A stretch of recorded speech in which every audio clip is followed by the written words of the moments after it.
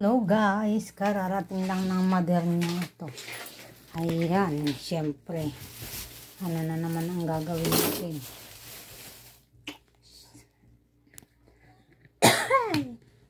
Syempre magluluto ang mother niya. Mag-almusal muna ako. Magbababad ako ng mga labahin ko bukas. Ay grabe. Wait lang.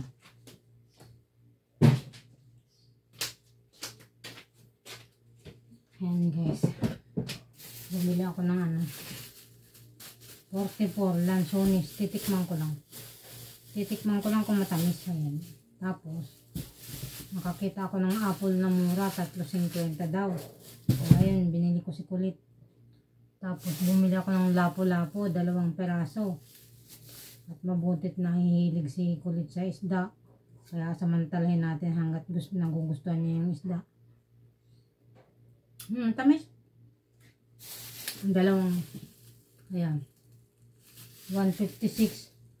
Kasi kung bibili ka man lang ng baboy na 156, 200. Doon ka na sa isda, diba? Mas maganda ang isda. Mas healthy ang isda kaysa sa Buti na hihilig si Kulit sa isda ngayon. Kaya sinasamantala ko yung pagkakataon. Nagugustuhan niya yung isda. Kaya yan. Binili ko siya ng 2 lapu-lapu, 2 hiwa. Yan yung kakainin niya mamaya. Lalagyan ko ng sabaw yung isa. Tapos yung isa ipiprito ko para pang baon niya bukas. At nahihilig sa sasabawan ko dito sa tawag dito, pechay.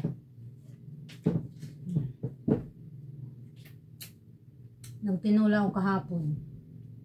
Kagabi pala, yan, may tira pa. Yan ang aalmusalin ko ngayon.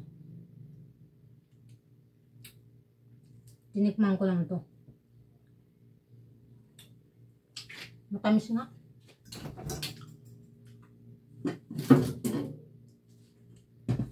Mag-aalmusal ako ng pang malakasan kasi ako naglalaba ako eh. Yan, iinitin ko lang itong aking alam mo na, tinola. Kasi kakain ako ng kanin bago ako maglaba. Simple, initin natin. Ayan, ang dami ko kayang gagawin. Napasarap ako dito. Sonis. Ayan. Mag-aasikaso na ako ng maaga eh. Ang dami ko. Bukas na ako maglalaba, ibababad ko na lang. Hindi pa ako nag-aalmusal . Masarap at malalaki oh. Nakakatuwa. Bumili lang ako ng halagang 40 pesos. Makatikim lang ng sonis.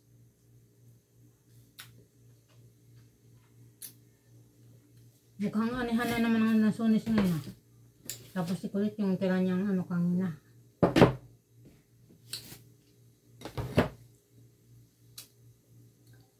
Anihan na naman ang lansunis. Galing daw Davao to. Kaya pala matamis. At saka apple. Mukhang nilagay ko lang sa dito. Hindi ba ilagay sa rib to? Pero sabi nila yung apple daw hindi dapat nilalagay sa rib kasi nawawala yung freshness niya. Hindi ko alam kung totoo. Pero pwede naman yung mga kinig na lang na wala naman masama kung maniniwala tayo, diba? Okay na. Kahit paano may prutas. Ayan. Lansones at saka apple. Tapos ito, bukas ko na iayos to. Kasi mamaya ko yan lulutuin yung isda. Mamayang gabi. Ayan. Tapos ipiprito ko yung isa. Pang ulam ni Kulit bukas sa lunch niya sa school. Dami ko kayong kanin. Ayan. Tinapay pa nga pala. Kaya hindi ako bumili ng saging sanang doon. Saging sanang saba. Kasi hindi ako bumili kasi may mga uubusin ako ditong pagkain. Mahirap yung sabay-sabay sa gastos.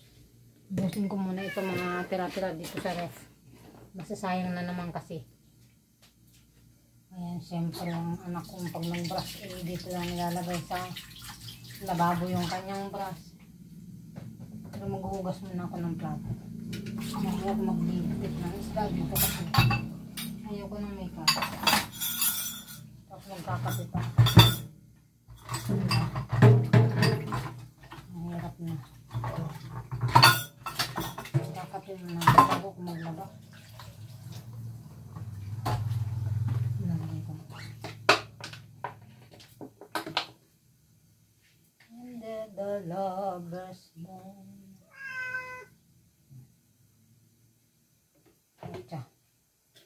Kamay nga dyan ha, mamaya ka. Hindi pa ako nag-almusal mamaya. Mamaya kayo. Nahingi ng pagkain ng pusa. Si boss muna okay, bago kayo. Ayan. Diba?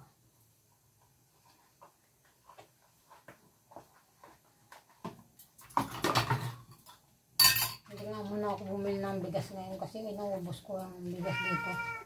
Nakadalawang linggo na ito dito sa lalagyan. Ubusin ko muna bago ako bumili ng bago. Kasi maluluma. Papasaid ko muna yung bigas.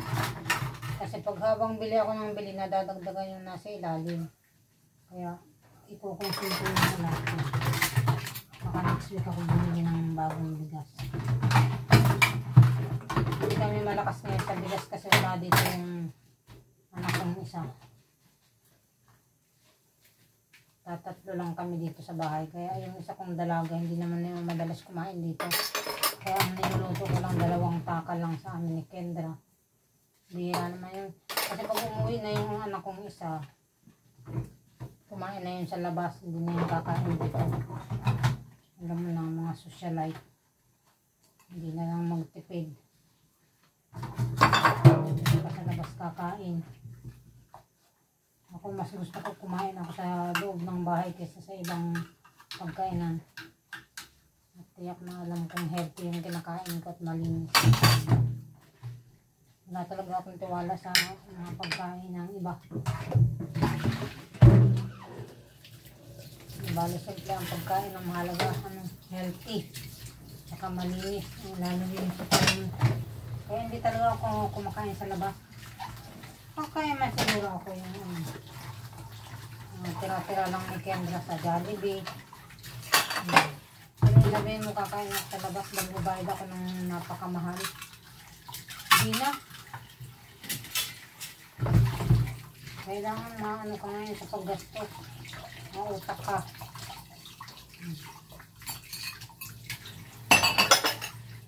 Hindi pwedeng basta-basta ka lang gumastos na hindi mo pinag-iisipan.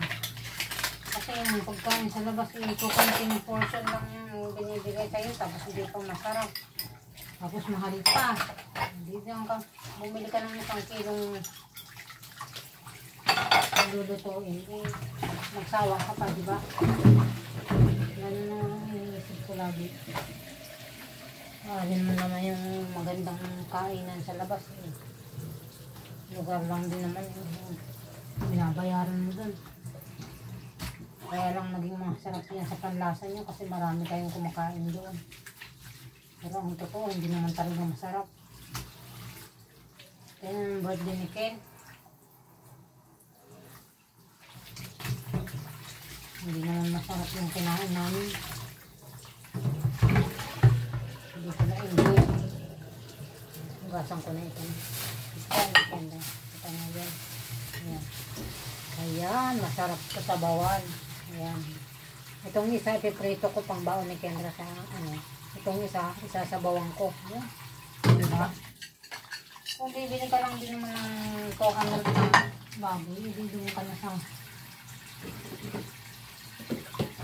doon ka na sa isda ng healthy.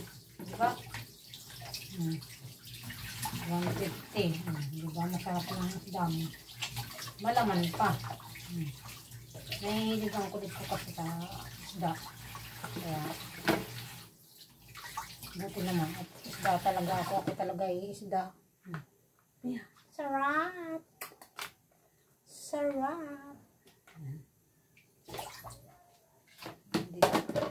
Lagay ko muna sa red. Nanluto na itong akin. Kakain muna ako kasi dami ng yelo sa ano.